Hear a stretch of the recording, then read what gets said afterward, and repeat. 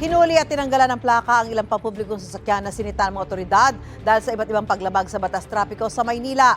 May unang balita live si Jomer Apesto. Jomer?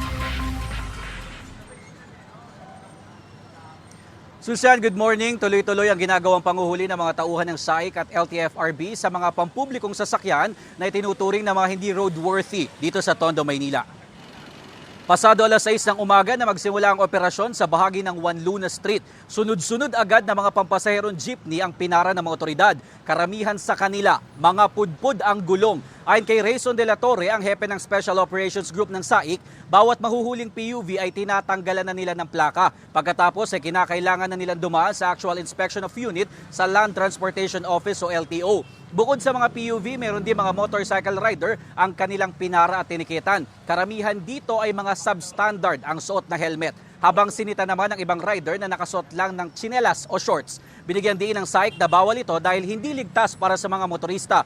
Dahil sa operasyon, maraming pasahero rin ang bahagyang naabala tulad ng 71 years old na si Lola Letty. Nagmamadali raw siya dahil kailangan niya pang magpalaboratory. Sa kabila nito, naiintindihan naman daw niya na para sa kanila mga pasahero rin naman ang ginagawang operasyon.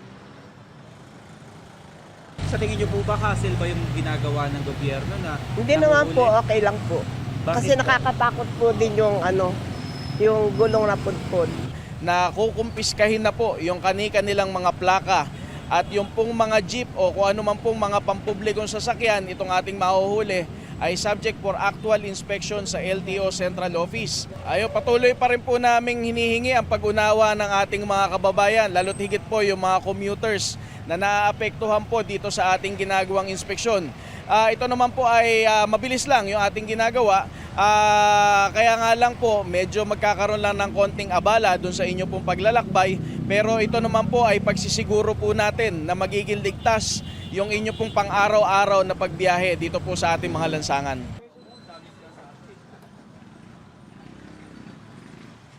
Susan, sabi ng SAIC mula Lunes ay nasa mahigit 20 pampublikong sasakyan na ang kanilang natanggalan ng plaka at kinakailangang sumailalim sa inspeksyon ng LTO. Bukod pa dyan, ang mahigit 10 sasakyan na natikitan dito ngayong araw. Live mula dito sa Tondo, Maynila, ako po si Jomer Apresto para sa GMA Integrated News. Kapuso, huwag magpapahuli sa latest news and updates. Mag-iuna ka sa balita at mag-subscribe sa YouTube channel ng GMA Integrated News.